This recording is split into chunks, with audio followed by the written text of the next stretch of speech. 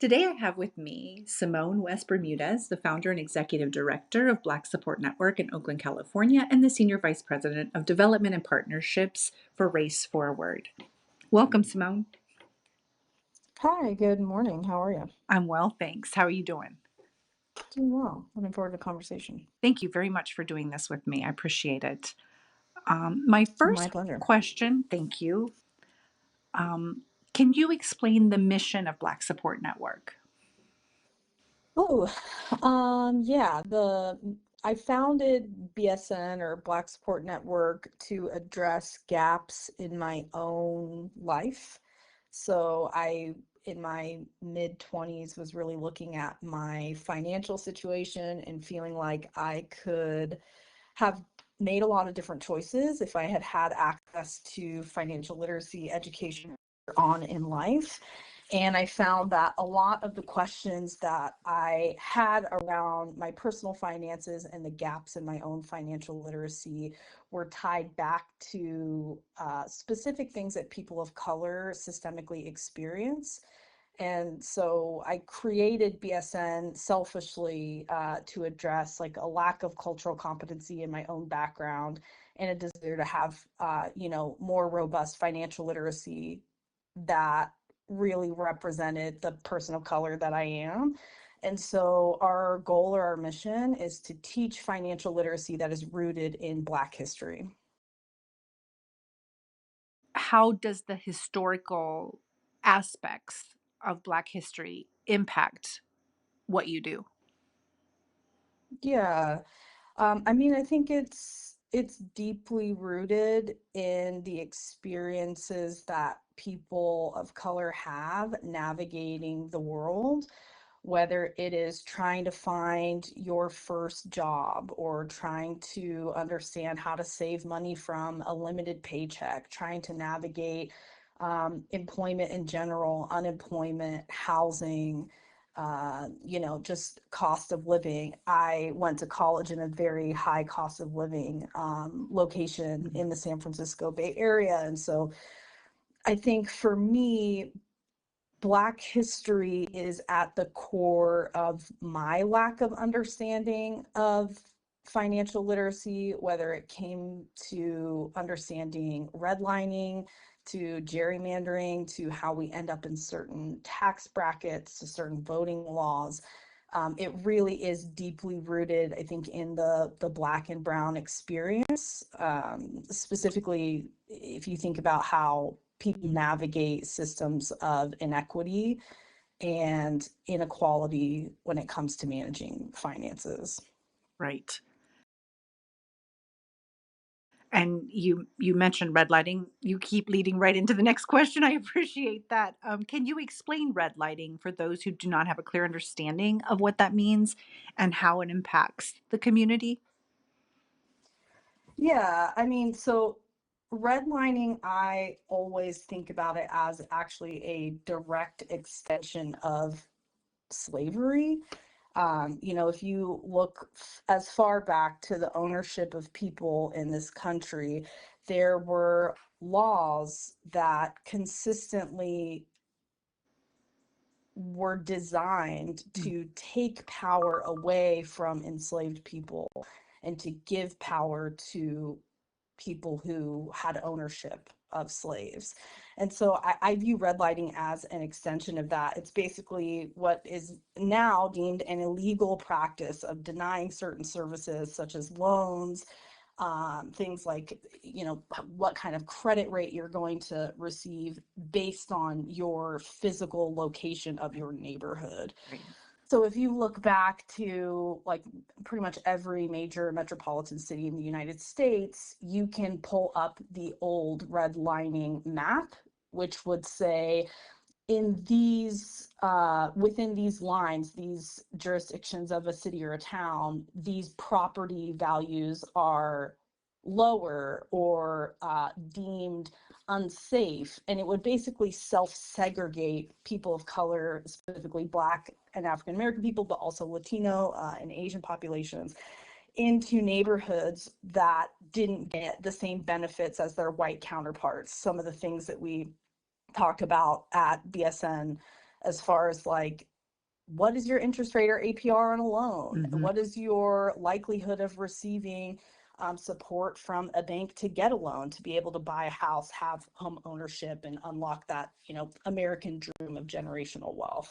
So redlining, I always view it as an extension of a very sophisticated practice of slavery that just made it uh, easier for not people of color to have ownership of land that was deemed as high in property value.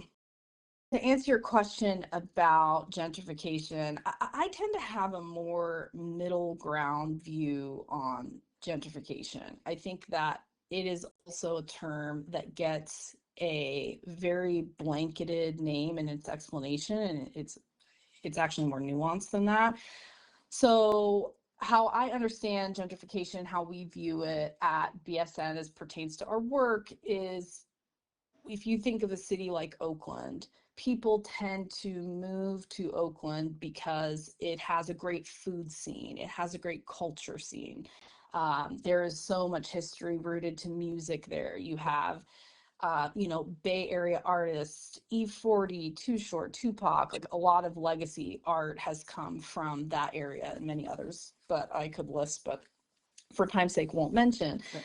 Um, a lot of times that attracts people, and so people want to come to live there to experience the culture and the vibrancy of a town like Oakland. Well, over time, what that looks like is competition for space, where homeowners see their property values rise, where renters see rent rates rise by their landlords. And over time, what it ends up doing is it moves in people that can afford the increased rent rates, people that can buy out these larger mortgages, and houses that are, hitting the market at much higher rates. And over time, it just eliminates the lower income people, and that oftentimes ends up being people of color. So in the long term, it looks like removing people of color from communities. And it's honestly, again, a very tactical form of cultural erasure. You start to see in large metropolitan cities, very similar to Oakland and San Francisco, uh, this narrative that they are crime ridden, Yeah. have a lot of crime, high risk areas, lack of different social services. And what that does is it creates this feedback loop where property values continue to rise. And as that happens, more and more people fall into poverty. And so you do see increases in crime. You do see people, families getting priced out of jobs, getting priced out of their apartments, kids getting priced out of their neighborhoods for school. And so it just kind of perpetuates this super cyclical, negative experience for everyone in a community, because you're getting rid of the culture, you're getting rid of the things that make Oakland feel like Oakland, and at the same time criminalizing those individuals who built it. Right. Can you explain gerrymandering for those who don't have a clear understanding of what that means or how it impacts communities? Yeah, I mean, I'm not a political expert by any means, but how I understand gerrymandering is basically what is used through the voting process to redistrict specific maps. So individuals within territories is not the right word. Um, Within those jurisdictions, or like, what's it called Districts? when you Like the districts? yeah. Yes, thank you. Within those districts are represented by their legislature in a different way. So what I think we're seeing a lot of now, like with the Texas gerrymandering, and even what I think California and other blue states are going to be forced into doing over the next year or so in preparation for midterms, is the redistricting to represent people. So in the case of Texas, the redistricting is to represent Black, predominantly Black neighborhoods, African American neighborhoods, Latino neighborhoods, neighborhoods that are low income, people of color, with less representation for votes uh, by their legislature. How were your experiences being reared by a single parent contributing to your ideas and the impact of your thoughts on the necessity of financial literacy?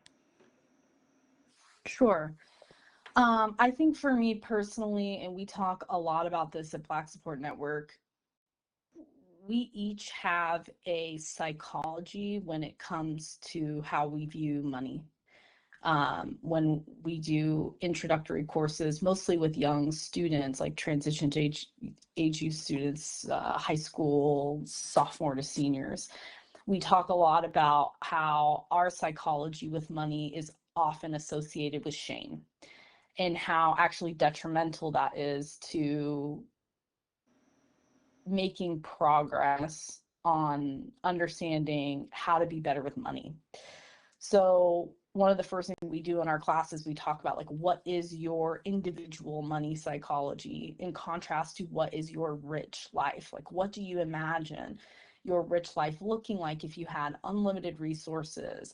And oftentimes what we hear from our constituents is they really are hyper focused on stability. Like their primary interest is having stability. You get the couple of responses that are like, I want a very fancy car. That's part of my rich life. But by and large, what people say is they want to have a good job. They want to be able to start a family and provide for their family. They want to be able to have stable housing. And so for me, I think my experiences growing up in a single parent household, I would say most people that grow up in a single parent household get very familiar with how to manage money at a young age, and you kind of adopt, I think, you consume the information that you witness and you receive. And so for me, I think I saw my parent make a lot of financial decisions that I questioned even at a young age. And throughout adulthood, I was always relatively clear that I needed to make different decisions, but I didn't have the information on how. Which is literally like one of the reasons why BSN was created, is to give people the information on how, so you can create your own roadmap. So that's kind of one of the primary activities BSN is engaged in. Can you explain other ways that the organization helps create financial literacy? Yeah, sure. We talk a lot about the basics of financial literacy with the groups that we work with, again, because we're mostly working with young teenagers, some folks who are young adults, transitioning into college or working age. And so for our populations, we take a lot of survey feedback from people who participate in our programs on what are the things that they're most interested in learning, or like the highest areas of need.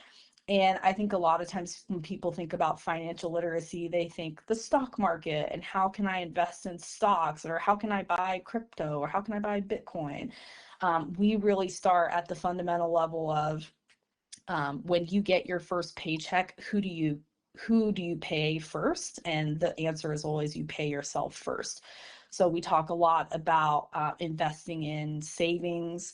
We talk a lot about predatory lending and avoiding, especially now, but communities of color have many, many more payday, check into cash, predatory lending businesses than their white counterparts.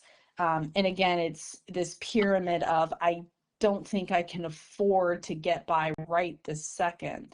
And so can I get what is more or less a loan from a payday loan that floats me to my next paycheck. And in reality, I think what in the fine print people don't understand is like, what is an APR? What does interest mean? And so we talk a lot about the power of interest, both in the case of, a predatory loan where it is created for you to be unsuccessful in paying off the full balance of that loan and having to continue to use those services, versus establishing credit and the power of interest when you have a good APR and can leverage that interest for different credit loans like housing, and car payments. So we talk a lot about the basics of financial literacy that really do pertain to people of color. And I think that's one of the things that makes us unique in contrast to others that work in the space. Income inequality, the wage gap is pervasive, and it limits people's ability to even access financial literacy information because they don't have the time to even think about it because they're trying to meet their basic needs. um my response to that is, yeah, yes, and I think communities of color, people of color, we are historically underpaid. Black women in particular, historically underpaid. Latino women are historically underpaid. So that wage gap will always be an issue. You're seeing more women in the workforce, which helps to address some of this over time, since there's just power in numbers. But at the same time, when you see like some conservative politics really emphasize anti-abortion laws, anti-abortion rights, that is at the baseline. Like, capitalism needs to continue to chug along, and capitalism needs hands and bodies. And so I think it's a two-part answer. Like, one, yes, there is this political schema to how people react to restrictive policy around women's rights and wealth. And I think there's an education piece where it's, I think a lot of times, because we are in cycles of poverty, it's difficult to even think about what could we do differently. And one of the things that we really emphasize with BSN is it's never too late to start. We have had people in their 50s and 60s come to our programs and ask the exact same questions as their teenage counterparts. So it's never too late to look at your situation for what it is and try to make changes. I know you also work for Race Forward, and their mission statement is we catalyze movements to advance the vision of a multiracial democracy through systemic analysis and an innovative approach to complex race issues. Race Forward helps people take effective action toward racial equity. And your passion for equity, reflected in your own nonprofit, BSN, and the nonprofit that you work for, is at the heart of what seems a personal mission to put all families in equal positions to succeed. Can you tell us how the importance of racial and gender equity impacts the availability of families' resources? Yeah, it's worth noting that I founded BSN 4 years before I knew about Race Forward's work or came to the organization. And I think you're right in assuming that there was a through line with my personal passions and wanting that to also be my paycheck, because BSN is a labor of love and does not pay the bills. Um, I think that this is really a question around civil rights in this moment, and how people will navigate the next few years as we continue to see assaults on civil rights. I think it's relatively likely and predictable that folks that are under the poverty line will continue to struggle, and folks that are above the poverty line will likely continue to succeed. Um, I think it's everybody's job to be aware of those implications, because just like the example I made about Oakland being gentrified, this hot commodity that loses its people and therefore loses its local businesses, loses its culture. The same can be said about an entire society where the vast majority of individuals are not living well and are struggling to live well. That has implications for a society as a whole.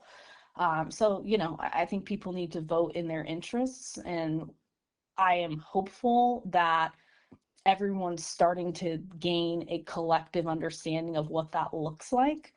Race Forward's work historically has been to make those lines really clear, inside of government and aligned with our government work, and also outside of government on the ground with community-based organizations. So I think that we are challenged in this moment, just with the political environment and the attacks that we face. And there's simply more of us than there are of them. That's right. So I think that there's work to do.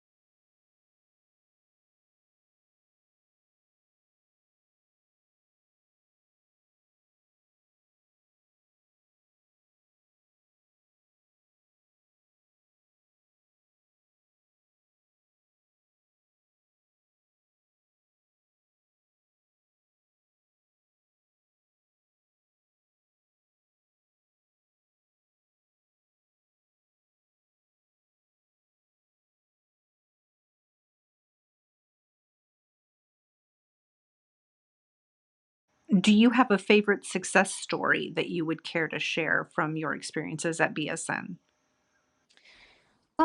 Sure. We have one client, one participant who came to one of our earlier programs called Roots and Riches, which again was more of a youth facing audience.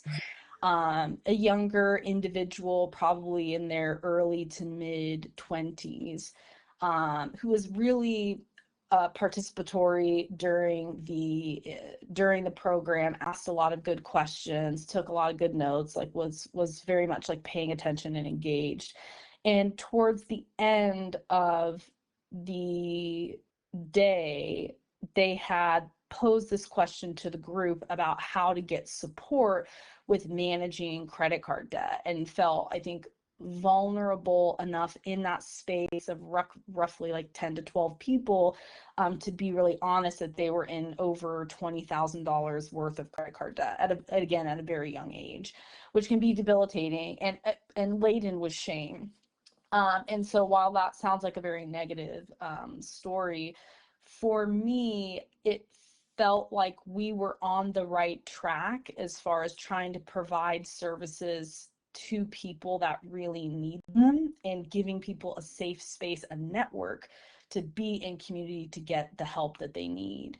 And so we actually still have a relationship with this person. There was so much like warmth in the room that surrounded them with support when they kind of divulged this information. And so we were able to get them credit counseling for free.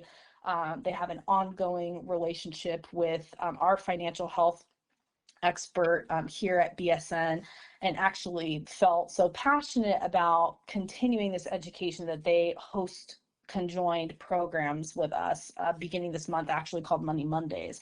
So it felt like a really full circle moment for us to be able to not only help someone in the way that they needed, but to give them the tools and the resources to help others.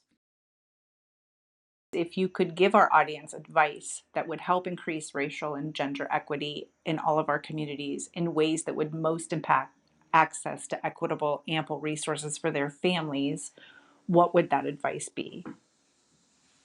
Yeah, it's a big question, and it has a lot of answers. I would say at the easiest and the lowest level, it support your local businesses, support businesses of color, buy local, go to your local farmers market. It's a really trying time to be aware of the political environment, but I would say don't shy away from staying abreast of the top line of what's happening in the news. This is, for purposes of being explicit, administration that tends to reference the blue book of authoritarianism, and there are really specific markers of authoritarianism. One of which is to devalue, undermine, and remove media. So I think like supporting local news, newspapers, writers, digital, social media, make sure that you stay tapped in and support those people, because they're also fighting a very difficult fight right now, but it's an important one. Yes. And then lastly, I mentioned this already, but I think people really need to focus on voting in their interests. If you think about your life a year ago, just August of 2024, how were you living compared to how you are now? Are you living in an environment where you feel safe and relaxed and optimistic about the future or not? And I would consider that when you go to the voting ballot. Amen. Very good. Thank you, my dear. That's all I needed. I'll stop. Cool.